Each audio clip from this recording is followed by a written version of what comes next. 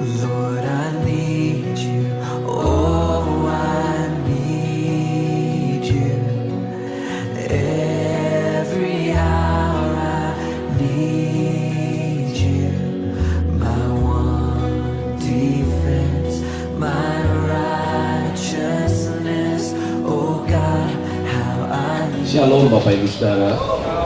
Shalom. Bapak Ibu diberkati dengan kesaksian tadi. Halo, Bapak Ibu diberkati dengan kesaksian tadi, bahwa bersama dengan Tuhan selalu ada kemenangan yang luar biasa. Amin. Malam ini saya akan sampaikan satu hal yang sangat penting bagi setiap kita. Dan saya berharap Bapak Ibu bisa menyimak dengan baik, karena kalau Anda mengerti firman yang saya sampaikan malam hari ini, saya berani jamin hidupmu akan luar biasa. Mari dibuka bersama-sama dari Daniel 5. Kita mau baca ayat yang ke-25 sampai ayat yang ke-28. Malam hari ini saya akan bicara tentang neracanya Tuhan. Ya. Daniel 5 ayat yang ke-25 sampai ayat yang ke-28. Mari Bapak Ibu, sebelum nanti kita baca bersama-sama ayat-ayat ini, Bapak Ibu kalau di rumah nanti baca Daniel 5 ini, karena ada message yang penting di sini. Waktu itu Raja Belsasar bikin pesta.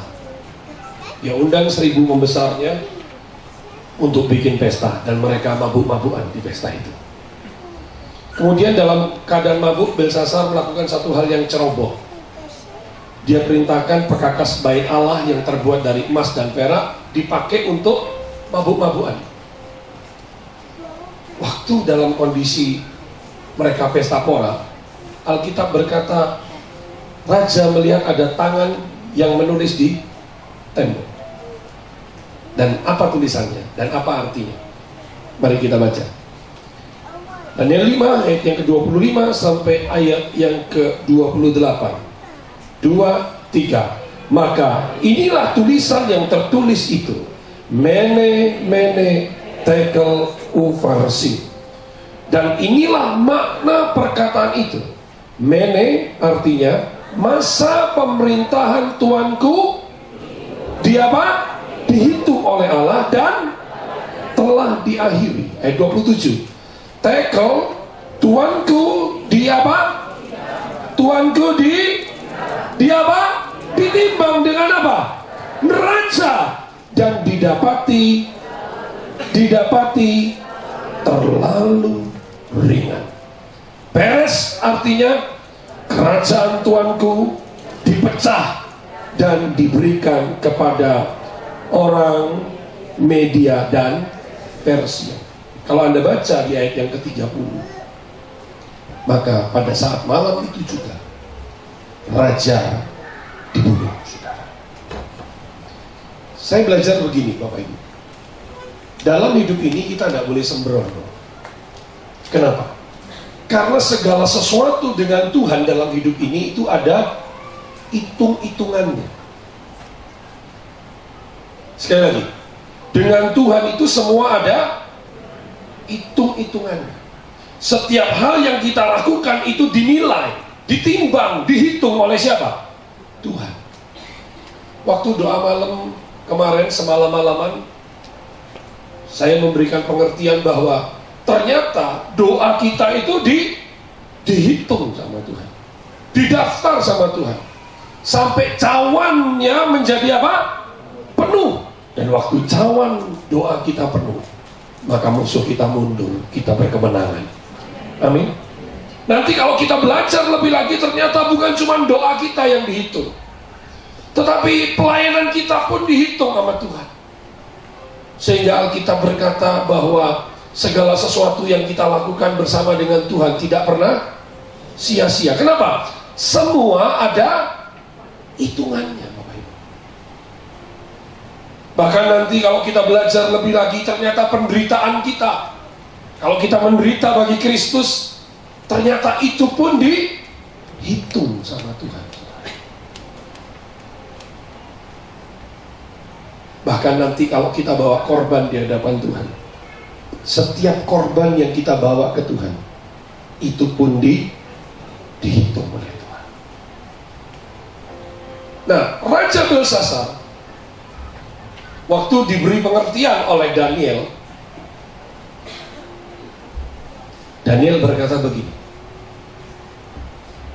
tuanku ini ditimbang sama Tuhan dan didapati apa?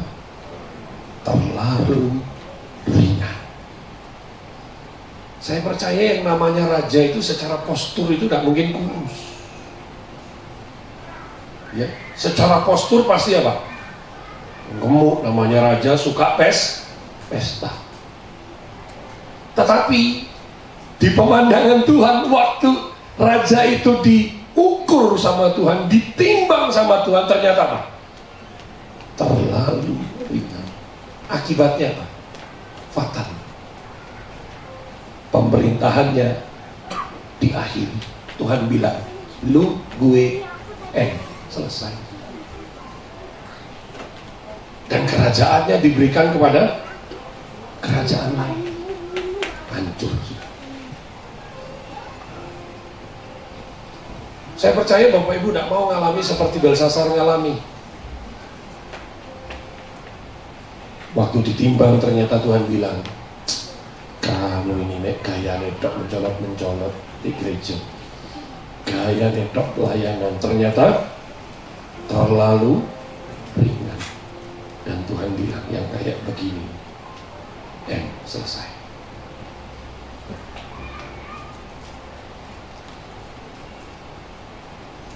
Dan tiba-tiba semua yang kita punya hilang. Kenapa? Bobot kita terlalu ringan. Dan saya belajar, Bapak Ibu Saudara, dalam doa-doa saya tanya Tuhan, apa sih yang mempengaruhi bobot hidup seseorang itu apa? Tak kasih 3 hal saja supaya gampang. Saya singkat 3D, ya, bukan 3 dimensi, tapi 3D. D yang pertama yaitu apa? Daya tahan kita. Waktu bicara daya tahan, saya bicara tentang apa? Karakter kita. Abraham Lincoln, seorang presiden Amerika, berkata begini, hampir semua pria memang mampu bertahan menghadapi apa? Kesulitan. Namun jika Anda ingin menguji karakter sejati seorang pria, beri dia apa? Kekuasaan. Dengar baik-baik. Hal yang pertama yang menentukan bobot atau kualitas kehidupan kita, itu adalah daya tahan kita atau karakter kita. Dan kalau kita belajar di Roma 5 ayat 3-4, coba kita baca bersama-sama ya. Dikatakan begini, dan bukan hanya itu saja, kita malah bermegah juga dalam apa? Kesengsaraan kita. Karena kita tahu, katakan saya tahu. Lebih keras. Saya tahu bahwa apa? Kesengsaraan itu menimbulkan ketekunan. Dan ketekunan itu menimbulkan apa? Menimbulkan apa? Tahan uji. Kata tahan uji di sini dalam bahasa aslinya itulah karakter. Dan dikatakan apa? Dan tahan uji menimbulkan pengharapan. Jadi yang pertama dengar baik-baik. Kapan karakter kita terbentuk? Ingat, karakter kita terbentuk, daya tahan kita terbentuk waktu kita ngalami apa? Kesengsaraan dalam kehidupan kita. Dan di tengah-tengah kesengsaraan itu akhirnya kita berseru, kita mencari Tuhan. Dan waktu kita mencari Tuhan, di situ Tuhan proses kita. Tuhan bentuk karakter kita. Yang tadinya sombong dibentuk jadi apa? Rendah hati. Yang tadinya mengandalkan kekuatan diri sendiri, mengandalkan teman, mengandalkan pengalaman, mengandalkan kemampuan, tiba-tiba dunatik, tak bisa berbuat apa-apa kecuali mengandalkan Tuhan. Di situ kita dibentuk, daya tahan kita dibentuk, karakter kita dibentuk di sana. Jadi kalau hari ini kita mengalami kesengsaraan, ojo ngomel. Jangan menggerutu. Kok gak mari-mari masalahku? Berarti prosesnya belum selesai. Itu persoalan kita. Kita ini maunya cepat selesai. Saudara, semua orang itu kepinginnya cepat selesai, tapi kasih tahu begini, cepat atau enggaknya enggak tergantung Tuhan. Cepat atau lambat itu tergantung sikap kita. Amin. Orang Israel sikapnya salah. Berapa puluh tahun? 40 tahun muter. Padahal bisa 14 hari selesai. Maka waktu kita mengalami kesengsaraan itu tempat di mana Tuhan bentuk kita. Bahkan di Ratapan 3 ayat 27 ada satu ayat yang bagus. Ratapan 3 ayat 27 dikatakan begini, adalah baik bagi siapa? Bagi seorang pria memikul kuk pada masa muda. Dalam terjemahan bahasa Inggrisnya, it's good for a man that he should bear the yoke of divine disciplinary dealings in his youth. Adalah baik bagi seorang pria kalau dia mau deal dengan Tuhan, melewati setiap disiplin yang ujungnya nanti sesuatu yang ilahi. Amin. Di sini ada paman saya sebenarnya, ya. Tapi lucu juga. Satu sisi saya harus manggil dia asuh, tapi sekarang dia manggil saya papi. Bingung kan sekarang? Disinilah keajaiban. Secara pangkat dalam keluarga dia itu satu rating sama papa saya, almarhum. Tapi pangkat rohani saya bapaknya. Jadi kalau Bibian sama saya dia manggil papi, saya juga bingung. Ya, tapi nggak apa-apa lah ya. Pak Cahyo ini tahu siapa saya, dan saya bersyukur sama Tuhan. Ya, saya nggak pernah cerita ini kepada Anda, tapi sejak umur 17 tahun saya nggak dikasih uang sama orang tua. Sejak umur 17 tahun saya belajar jalan dengan Tuhan. Berat. Saya pernah ngomong sama anak-anak saya, ingat ya, papa umur 17 tahun udah dikasih uang sama mak engkau, kamu juga 17 tahun datang kasih duit. Langsung tiga-tiganya protes. Tapi saya bersyukur kalau saya lihat kedua almarhum kakak saya sampai dipanggil Tuhan, rumah pun tidak punya. Jangankan rumah, mobil pun tidak punya. Yang punya utang banyak. Tapi saya sejak masa muda saya belajar mengandalkan Tuhan. Nggak gampang. Tapi hari ini saya lihat ternyata apa? Itu membentuk sebuah daya tahan yang kuat, sehingga ngadepi apapun sekarang beres kok. Ingat, setiap masalah punya ukuran yang sama, yaitu lebih kecil daripada Tuhan. Amin. Dengar ini, setiap masalah Anda itu punya ukuran yang sama, yaitu apa? Lebih kecil dari Tuhan. Amin. Katakan bersama-sama, masalah saya punya ukuran yang sama, yaitu lebih kecil dari Tuhan. Amin. Maka di sini kita harus belajar mengandalkan Tuhan terus. Dan orang yang mengandalkan Tuhan tidak akan pernah dipermalukan. Dia akan dipermuliakan oleh Tuhan. Amin. Amin. Saya kalau ingat masa-masa sulit yang saya hadapi, Bapak Ibu, kadang-kadang ngeri. Sementara orang lain umur 18 tahun ya, kuliah, minta uang sama papa mama. Mama, saya harus sembahyang Tuhan. Saya masih ingat waktu saya jadi hamba Tuhan, gaji saya cuma 40.000, Bapak. Sedangkan pembantu si Inem 80.000. Jadi Inem lebih kaya dari saya waktu itu. Makanya sampai hari ini saya tidak mau menghina pembantu. Saya tidak mau bilang, lu kenapa goblok sih? Kalau dia jawab, saya sakit hati sudah. Dia akan berkata, makanya aku goblok, bergaul gue. Nah aku pintar, aku jadi bosmu. Celaka.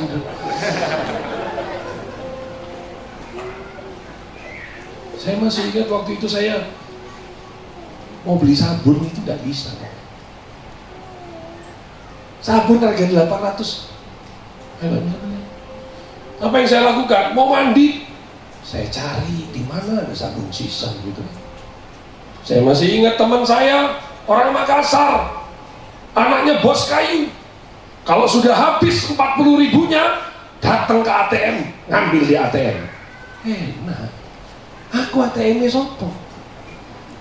Lek pun ono ATM-nya, saya kira dijopot di untune sopo. Tak gesek ini. Aduh. Sampai kalau teman saya itu mandi, saya masih ingat sekali. Sabun separuh dibuat. Waktu dibuat, tak lengosin pura-pura gak ketok. Begitu dia pergi, dibuat di mana tadi ya? Betul, tak tumpuk teman.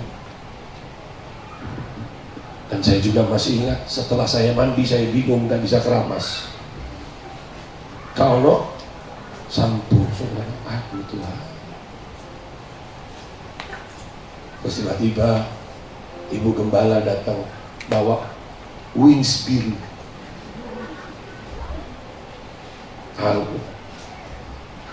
Saya lihat, wah, ada pengobatan alternatif.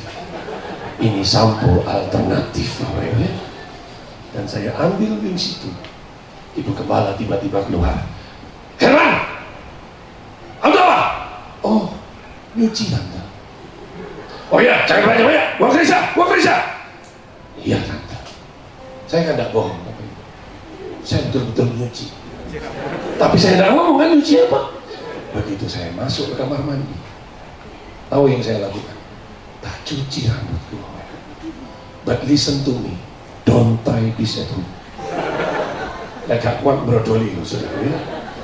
Dan betul saudara, seperti iklan yang begitu langsung sampo dengan wings biru mengkilat saudara. Celing. Saya tahu apa artinya penderitaan itu. Waktu saya ngalami itu, nah enak. Sementara orang yang lain tinggal minta sama orang tua. Tapi saya harus jalani disiplin dari Tuhan. Ternyata hari ini saya ngerti kenapa saya harus melewati semua itu. Supaya saya bisa punya mental baja, bukan mental tempe. Amin. Karena tantangan ke depan ini Bapak Ibu bukan semakin ringan, bukan semakin kecil, semakin besar. Kalau saya tidak dididik seperti itu, didik nyerah. Wes apa wes? Golek wetahe terus gawe tali. Nah, goblok saudara. Maka hari ini anak-anak rohani saya yang dekat dengan saya tahu, tapi rasanya nggak ada masalah ya. Guyu tok aja. Saya bilang emang lah, gue punya masalah harus ngomong sama lu. Kalau Anda punya masalah paling mikiri masalahmu sendiri kan, betul? Nah kalau saya ini sudah masalahnya orang saya Indonesia nggak begini sudah. Kemarin ada orang telepon, Pak, suami saya di mana Pak? Tolong carikan. Gila enggak lu? Berdisangka FBI sebenarnya.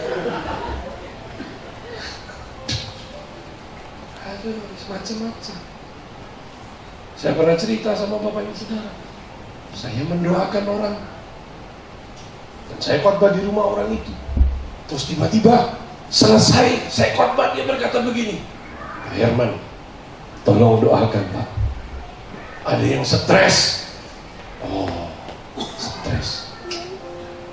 Saya kebetulan belajar psikologi cukup lama, jadi saya tahu ngadepi orang stres itu gue banget.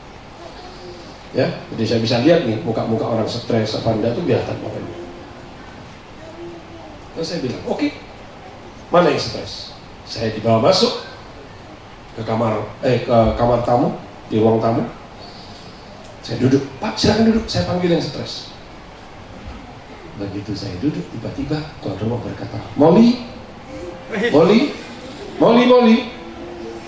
Saya bingung sudah.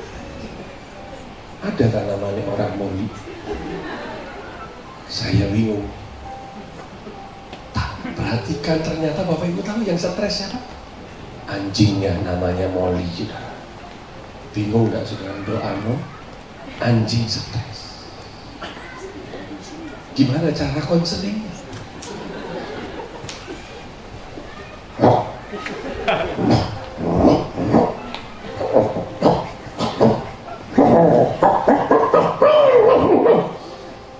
Kalau saya ngomong gitu, tuan rumahnya bilang sing stres nambah sih tok.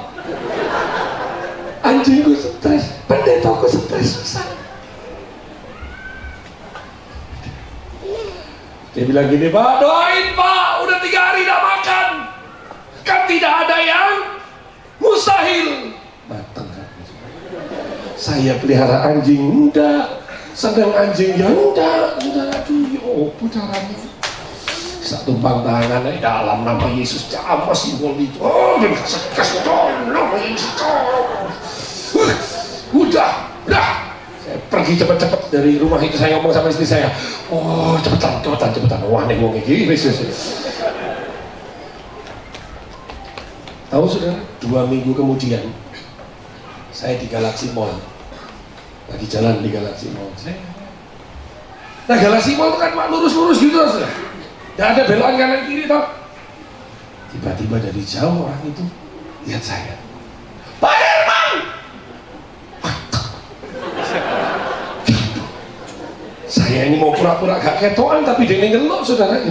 Saya cari kanan kiri kok nggak bisa. Galaxy Mall ini kok kenceng tok lah itu. Datang, ya sih gimana? Pak Poli. Wah, saya harus mati. Saya mau siap-siap penghiburan di Adi Jasa. Saya mau nyanyi, ku tak membawa apapun juga saat ku datang ke dunia, gitu. Saya diam. Gimana? Mulai Pak, udah sembuh. Saya lurus dada saya dan saya mulai lihat tangan saya. Lumayan. Molly stres tumpang tangan. Sembuh. Jangan Anda berkata, Pak, di rumah ada Blacky, Ciko, dan Brony. Kalau Anda punya Blacky, Ciko, dan Brony, saran saya satu, kasih sama orang Batak. Kasih sama orang Manado. Beres. Selesai. Saudara kasih apa? Tantangannya tidak makin kecil, makin besar. Tapi kalau kita punya daya tahan yang kuat, bersama dengan Tuhan kita bisa lewati semua. Amin.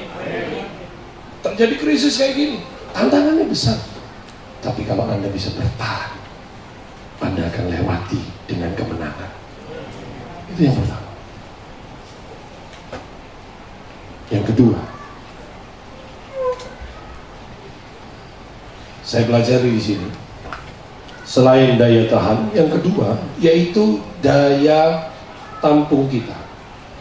Waktu bicara daya tampung, saya bicara tentang kapasitas. Katakan bersama-sama.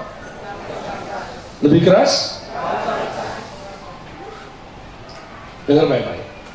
Bahwa kapasitas itu ditentukan sejauh mana, yaitu apa? Yang pertama kita menjaga hati kita, dan yang kedua apa? Mengembangkan potensi yang ada dalam hidup kita. Memang tiap orang itu dikasih jatah masing-masing. Alkitab berkata ada yang dikasih 5 talenta, ada yang dikasih 2 talenta, ada yang dikasih, tapi kan tidak ada yang tidak dikasih talenta. Semua dikasih. Betul? Betul? Artinya setiap orang itu punya kapasitas. Nanti kalau saya menjelaskan tentang kapasitas, Anda akan heran Ternyata kapasitas yang ada dalam kehidupan kita itu luar biasa. Karena kapasitas di situ artinya adalah kemampuan untuk melakukan mujizat demi mujizat. Jadi di dalam kehidupan Anda itu, Anda punya kemampuan untuk melakukan apa? Mujizat demi mujizat. Itulah apa? Kapasitas, daya tampung kita. Dan Tuhan ingin kapasitas kita itu makin besar. Amin. Amin.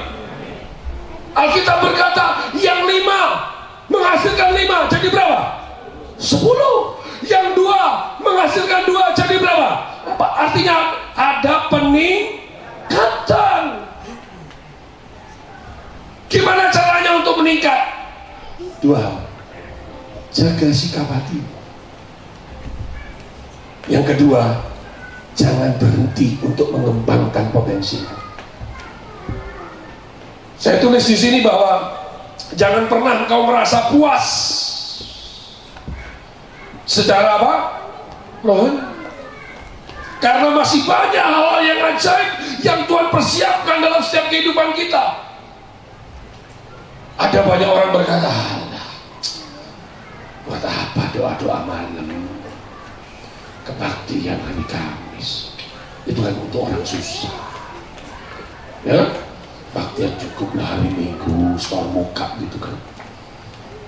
Masalah kalau hari Sabtu saya dugem, hari Minggu datang ke gereja kan Tuhan mengampuni. Saya khawatir saudara. Pas Tuhan datang pas hari Sabtu, pas lagi gini-gini, Tuhan datang nggak diangkat.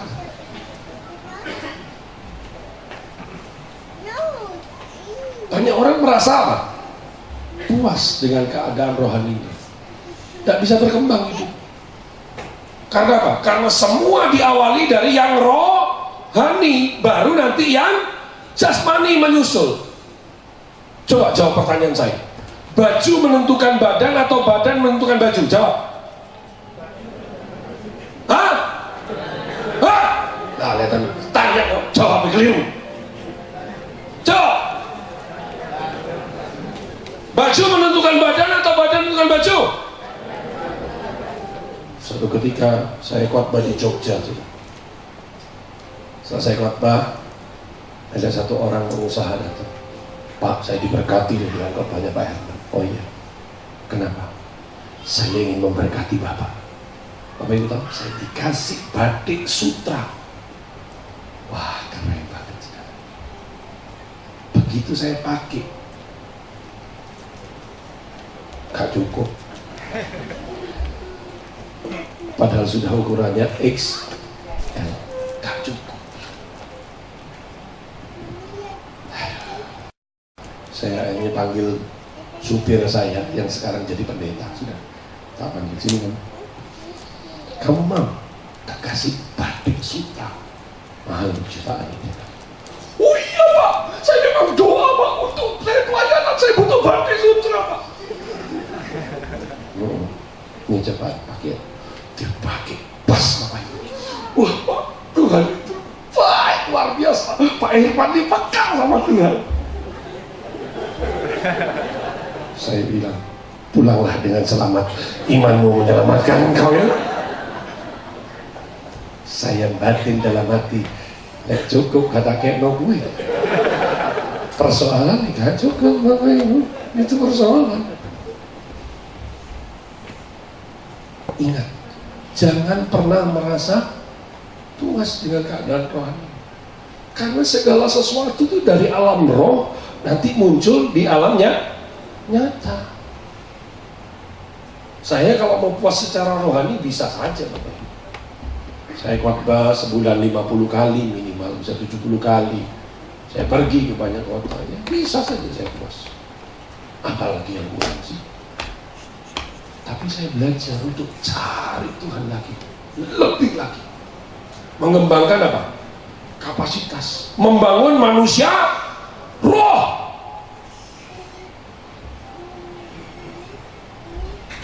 Kalau manusia roh Anda kuat, saya kasih langsung, kapasitasmu berkembang. Kalau kapasitasmu berkembang, jangan khawatir, berkatmu juga luar biasa. Amin. Ini saya cerita apa adanya. Dulu, kalau disebut nominal kok tidak enak, tidak apa-apa. Dulu kalau saya terima berkat 20 juta, 30 juta itu rasanya gini, gede banget. Tapi sekarang dalam anugerah Tuhan, ada orang bilang gini sama saya, Pak, saya kirim ya sedikit berkat untuk Bapak. Oh iya, enggak apa-apa. Nanti kalau ada berkat lagi tak kirim si gede, Pak. Oh, tak enteng. Loh, aku tahu. Sedikitnya itu saya tidak boleh sebut. Bagi saya dulu, wow, gede banget nih. Sekarang itu apa? Kecil. Bedanya di mana? Kapasitasnya udah berubah. Amin. Makanya bangun manusia, bangun hubunganmu dengan Tuhan. Terus jangan merasa puas. Terus bangun, makin dekat sama Tuhan. Bahkan tahun 2013 kemarin saya pernah dikasih lumayan sama satu orang dari Jakarta yang ngasih dukun. Kalau Pak Yohanes nanti kan nyari dukun, ini dukun cari saya. Betul. Dan Tuhan kasih lumayan sih, hanya 50.000. Sayangnya US dollar Bapak Ibu ya. Kalau dulu dapat 50.000 US dollar langsung mencolok. Sekarang biasa aja. Kenapa? Yang di dalam sudah terbang. Amin. Dan ingat, jaga sikap hati. Maksudnya gimana? Saya belajar gini ya. Dari banyaknya sikap-sikap negatif yang muncul dari hati kita, ini salah satu sikap yang paling mengerikan. Apa itu? Bukan. Yakobus 4 ayat yang kedua. Yakobus 4 ayat yang kedua. Kita baca ya. 2, 3. Kamu mengingini sesuatu, tetapi kamu tidak memperolehnya. Lalu kamu ngapain? Membunuh. Perhatikan kalimat selanjutnya apa? Kamu iri hati, tetapi apa? Tetapi kamu apa? Tidak mencapai tujuanmu. Lalu kamu bertengkar dan kamu berkelahi. Kamu tidak memperoleh apa-apa karena kamu tidak berdoa. Ini salah satu sikap yang paling mengerikan yang saya temui. Maaf ya, bukan cuma di kalangan orang Kristen, tapi juga di kalangan para pendeta, para hamba Tuhan. Yaitu apa? Iri hati. Saudara tak kasih tahu, Alkitab berkata, kalau Anda iri hati, kamu tidak akan pernah mencapai apa? Tujuanmu. Dengerin, kalau kamu iri hati, kamu tidak bisa mencapai tujuanmu. Cirinya orang iri itu gampang. Iri itu susah lihat orang seneng, tapi seneng lihat orang susah. Dan paling seneng bikin orang, coba ulangi. Iri itu yang pertama, susah lihat orang seneng. Tapi yang kedua apa? Senengnya lihat orang susah. Yang ketiga, paling seneng bikin orang, itu dia. Seringkali kan gitu. Kita lihat ada orang terima mujizat, kita lihat ada teman berhasil dipakai Tuhan, diberkati Tuhan. Ini orang kalau hatinya iri, mulutnya jahat. Yang berkati banget.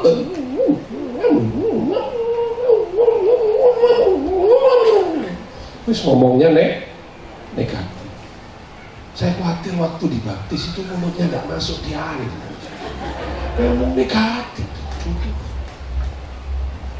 Saya belajar. Kalau saya lihat ada teman saya yang berhasil, saya akan kasih selamat itu. Saya nggak mau ngomong yang negatif, apalagi tentang hamba Tuhan yang berhasil.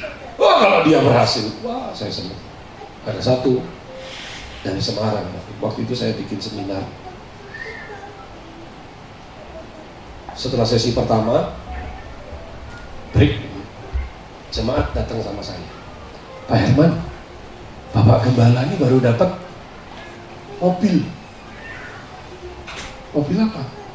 Suzuki Carry. Oh, nah, Bapak Ibu tahu yang saya lakukan? Saya mau mulai sesi kedua, saya panggil, sini Pak, orang Semarang, orang Jawa Tengah, Pak, saya bangga punya teman pendeta kayak Bapak. Saya dengar Bapak barusan dapat mobil, Pak.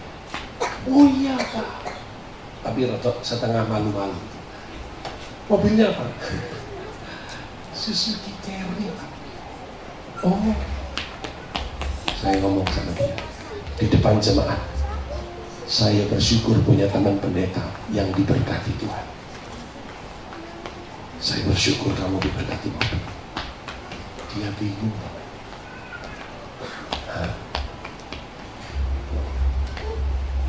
Dia bilang gini, Pak, biasanya kalau ada orang diberkati, maka orang lain seringkali apa? Ngomongnya negatif. Tapi Pak Herman ini beda. Saya bilang, nanti kelihatannya. Karena saya bisa bersuka cita dengan sukacita yang kamu terima, nanti sukacitamu akan jadi milik saya juga. Papi tulis, iri hati itu seperti tembok, tapi sukacita itu jembatan. Perhatikan nih, baca sama-sama ya. Iri hati itu seperti apa? Tembok, tapi sukacita adalah jembatan. Jadi kalau kita iri dengan orang lain yang berhasil, maka percayalah, keberhasilan orang itu tidak akan pernah datang ke kamu. Kenapa? Terbentur tembok. Tapi kalau kita bisa bersuka cita dengan orang yang bersuka cita, sukacita itu jembatan. Dan Bapak Ibu, dalam anugerah Tuhan, 4 bulan kemudian Tuhan berkati saya 1 mobil juga. Dan saya bersyukur bukan Carry, karena nanti Carry di sana, Carry di sini. Saya diberkati mobil lumayan lah waktu itu, Toyota Altis. Allah itu setia. Jadi setiap kali saya naik mobil itu, Allah itu setia. Anda lihat, setiap kali ada hamba Tuhan datang ke sini, apa yang saya lakukan? Saya minta ditumpang tangan. Saya belajar, oh hamba Tuhan ini berhasil, saya minta diberkati, saya minta ditumpang tangan. Sampai mereka semua itu heran. Beberapa hamba Tuhan yang tumpang tangan saya itu biasanya dengerin saya khotbah. Sampai ada seorang ibu mau tumpang tangan saya itu maju mundur. Mau tumpang tangan kakak, mau tumpang tangan kakak, karena takut kan. Kalau Pak Herman minta tumpang tangan sama saya, harusnya Pak Herman tumpang tangan. Saya bilang, nah, apa? Lebih baik kita didoakan daripada disandat, saudara. Ya kan? Nah, itu bukti kerendahan hati. Itu sikap hati. Amin. Pertanyaan saya, bagaimana dengan Anda? Saya ingat ya, ada kisah seorang hamba Tuhan. Hamba Tuhan ini, saya baca kisahnya, saya bilang betul. Seringkali bukan Tuhan tidak mau memberkati kita, cuma kitanya ini belum siap, itu persoalan. Jadi hamba Tuhan ini diundang melayani untuk hamba-hamba Tuhan pedesaan di satu rumah gitu ya. Dijadwalkan 200 pendeta yang datang. tapi ternyata yang datang sampai 300. Over kapasitas. Nah, listrik di rumah ibu itu cuma 5.500. Dan ibu itu sudah minta sama PLN untuk di lostrum. Supaya apa? Supaya bisa dinyalakan AC-nya dan ruangan menjadi dingin. Tapi Bapak Ibu tahu, ternyata nggak bisa lostrum. Yang terjadi apa? Semua sauna keringetan. Wah, panik tuan rumahnya. PLN-nya dipanggil. Ini kan saya minta lostrum nih. Iya, saya sudah coba lostrum. Lu kenapa kok nggak bisa lostrum ini? Ternyata apa? Rumah ini rumah tua, saudara. Kabelnya dari zaman Belanda. Kalau di lostrum, apa?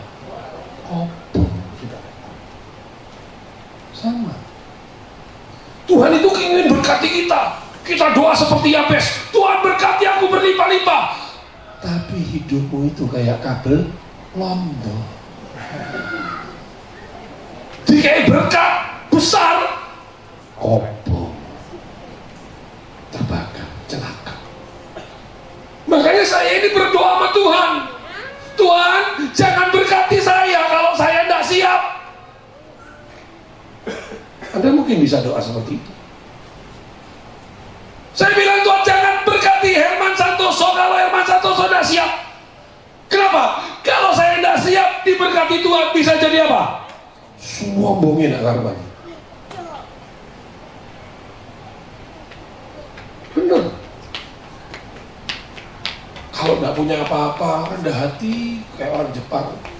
Arigatou gozaimasu. Arigatou gozaimasu. Soalnya rendah hati. Tapi begitu punya sesuatu lain. Kalau dulu jamnya masih gas, tidak berani angkat tangan. Tapi begitu jamnya Rolex, ku angkat tanganku. Apa ini? Pamit. Dulu waktu tidak dikenal orang, mana-mana Tuhan panggil. Sekarang mulai dikenal orang punya sesuatu. Kalau gereja kecil yang panggil, jadwal saya penuh sampai Jokowi berhenti jadi presiden.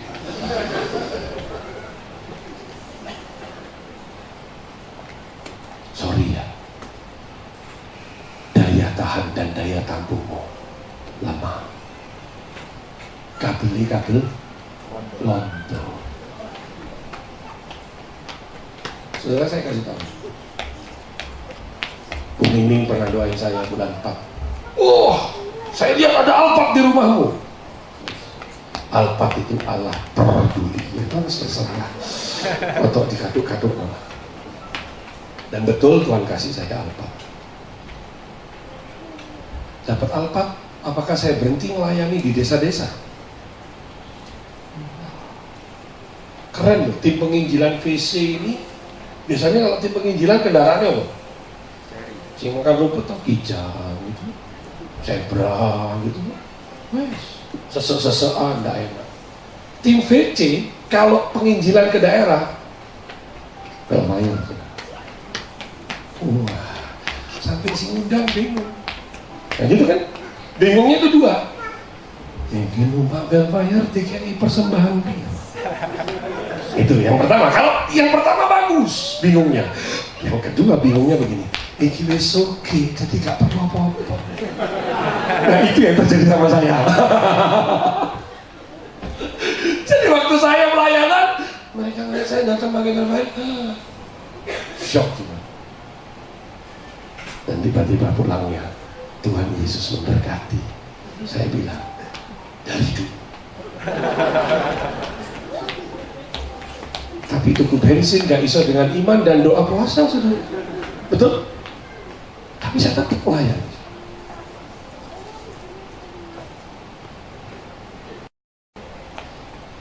Pertanyaannya, bagaimana dengan kita? Hah? Kita dulu baru diangkat sedikit, baru diberkati sedikit. Sombongnya amit-amit.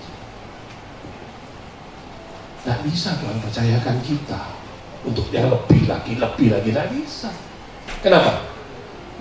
Kabel London. Ingat itu. Dan yang ketiga, yang terakhir. Kalau yang pertama tadi daya apa? Yang kedua, tangkap. Maka yang ketiga, perhatikan, yaitu daya guna. Atau apa? Fungsi.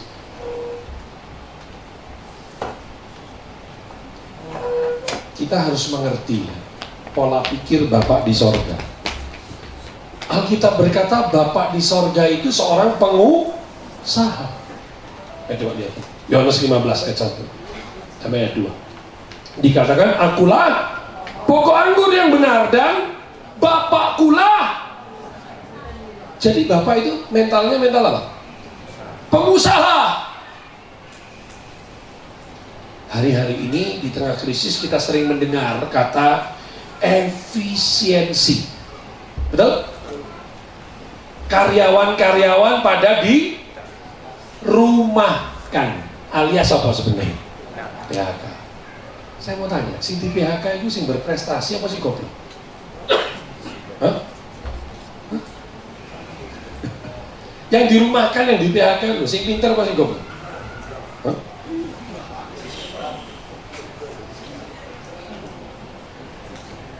Itu atau heavy jawabannya.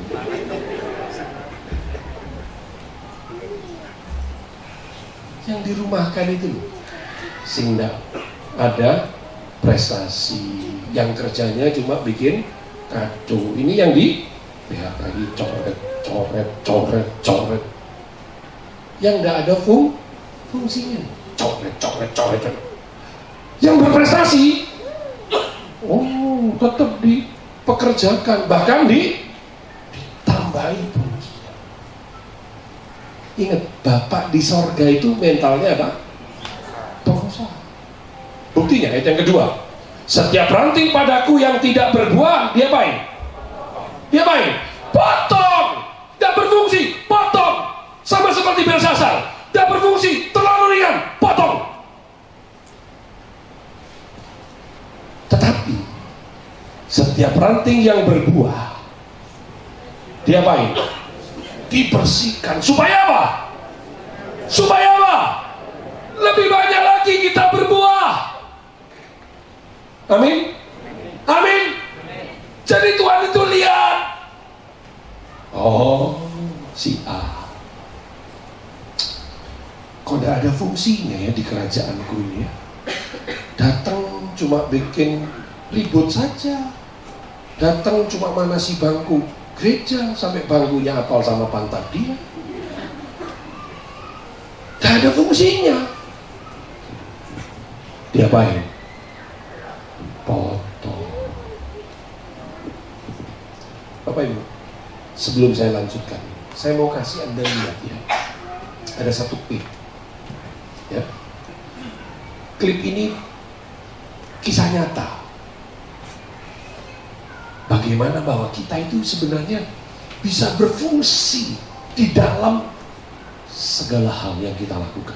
Even hal yang paling kecil dalam hidup kita.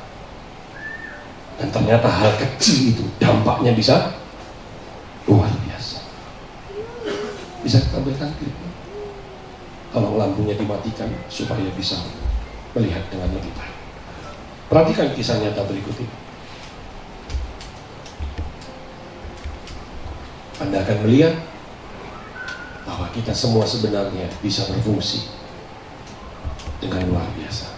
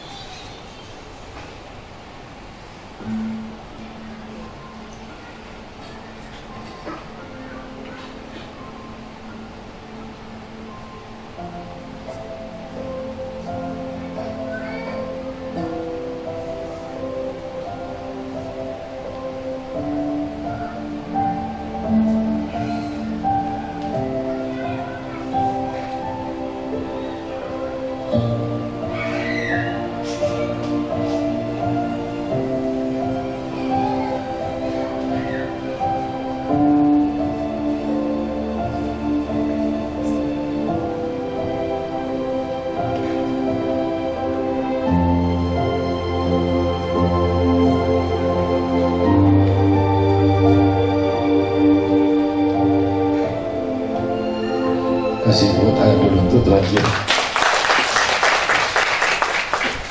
Perhatikan, apa yang dilakukan Bapak itu tadi? Dikasih obat painkiller, dikasih sup. 30 tahun kemudian, apa yang dia perbuat, dia tuai hasilnya. Kita semua bisa berfungsi juga. Amin. Jangan terlalu tinggi-tinggi, yang sederhana saja. Di komunitas ini banyak sekali hal yang bisa kita kerjakan. Kita ada memberkati panti-panti asuhan. Kalau Anda rindu tergerak untuk memberkati panti asuhan, nanti bulan ini kita akan ke panti-panti. Anda bisa lakukan itu. Siapa tahu salah satu dari anak-anak panti itu akan jadi orang besar nanti.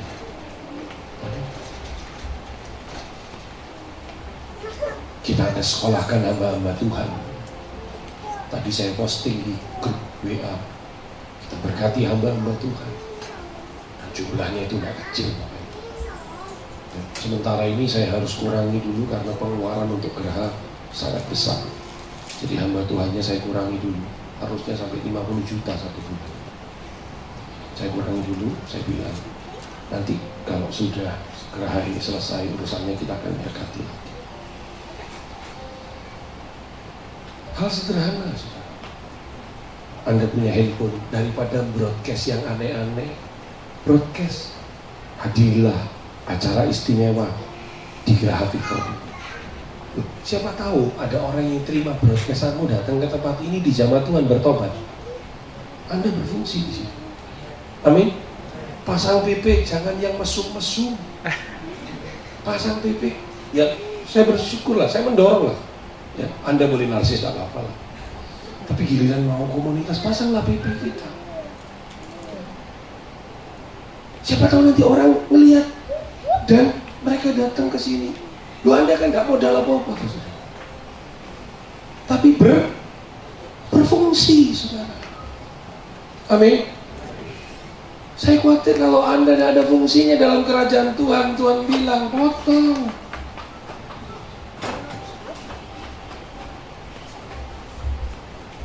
Anda punya usaha di tempat ini, saya berani jamin di tengah krisis Anda pasti eksis. Asal berfungsi. Untuk apa?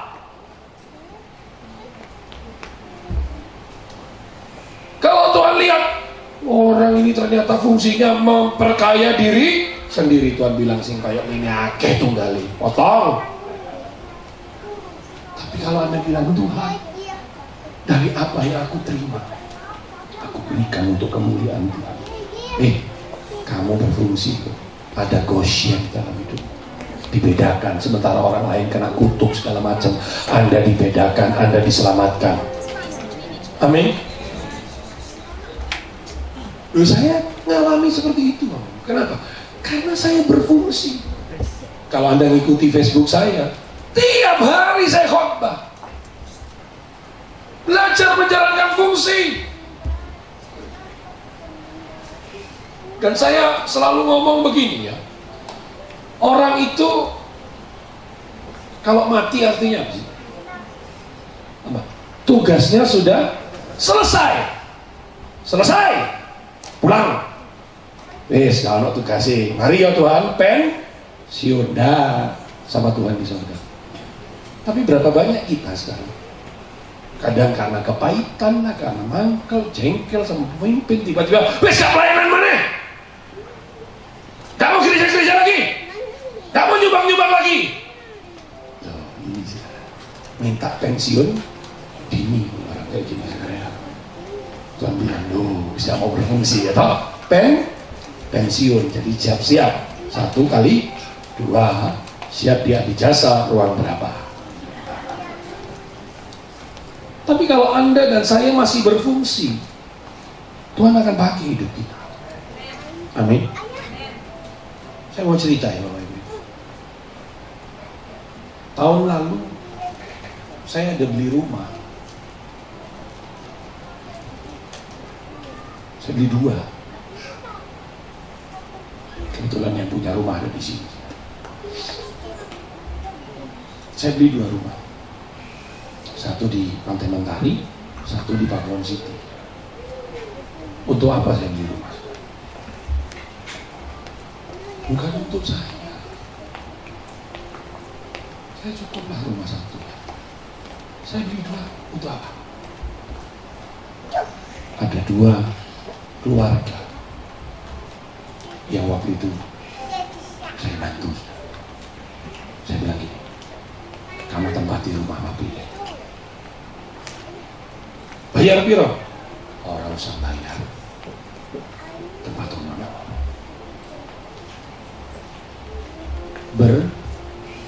berfungsi.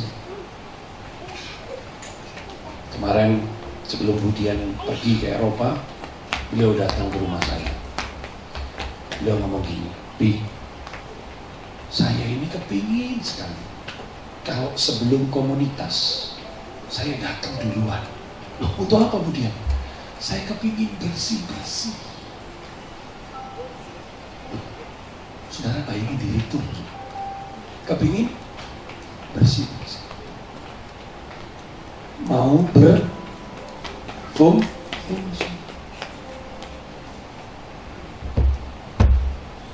Tuhan itu kalau berkati kita pasti ada alasannya.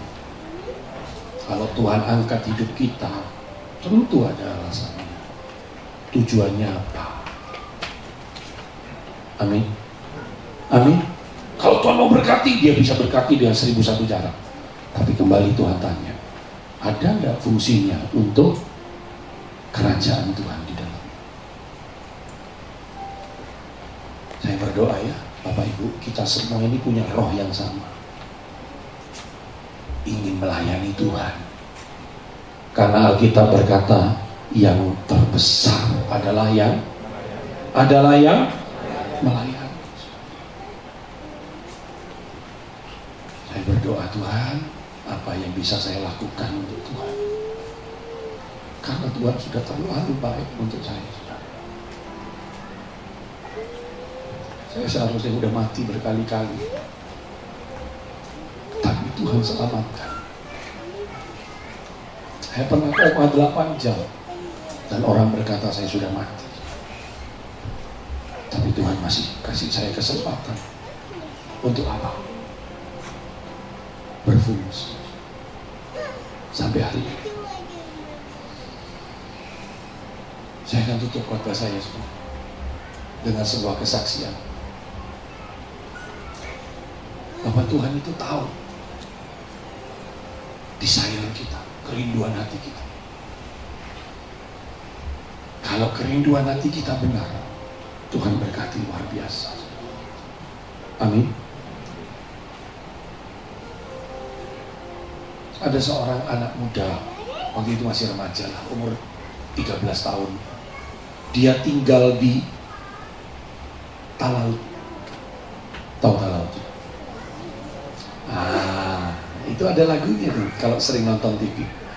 Dari Sabang sampai Merauke, dari timur sampai ke Talaut. Wis, ojo, itu anu perak gitu, nggak boleh. Dia anak orang sederhana. Dia bilang gitu, Tuhan, kalau aku diberkati Tuhan nanti, aku mau jadi berkat. Bukan cuma untuk hamba Tuhan di Indonesia, tapi juga untuk hamba Tuhan di luar negeri.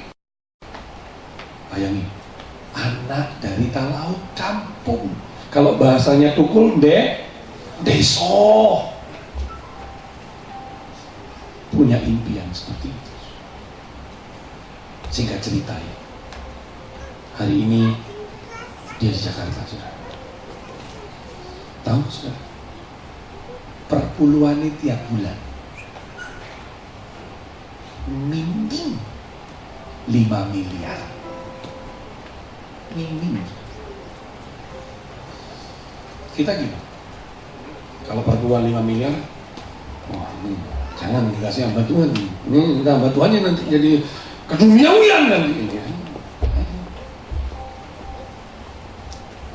tebel, lontong itu sudah. Itu kalau dikasih kita 5 miliar, ruko sebelah sudah beres. Beres, tak kontani besok, jeprit, selesai. Tiap bulan 5M, tiap bulan 5M. Dia serahkan. Dan hebatnya sudah, kalau hamba Tuhan telepon dia, karena dia orang super sibuk, diangkat telepon, ditransfer 10 juta. Telepon, halo, gimana kabar? Baik. Tiap. Kalau telepon, terus janjian datang ke rumahnya, setia. Betul, teman saya ngalami berkali-kali. Kalau telepon janjian datang ke rumahnya, terus sharing firman, sadar tidak. Kalau telepon janjian datang ke rumahnya sharing firman plus mendoakan, sikap dia. Itu pembantunya dikasih cek sudah tebel, 1 lembar itu 10 juta. Jadi pembantunya kalau pendeta pulang nunggu kode dari tuan rumah. 10 juta saya. Pindah 20 juta. Pinten lu sajak dia. Ping papat sijak dia. Keren.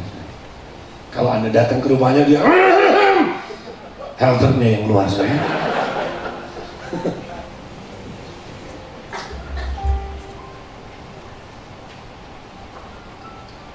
Dia diberkati Tuhan hari ini. Luar biasa. Jangan tanya sama saya nomor telepon ini piro, Pak. Nggak tak kasih saudara. Hanya saya dan Tuhan yang tahu.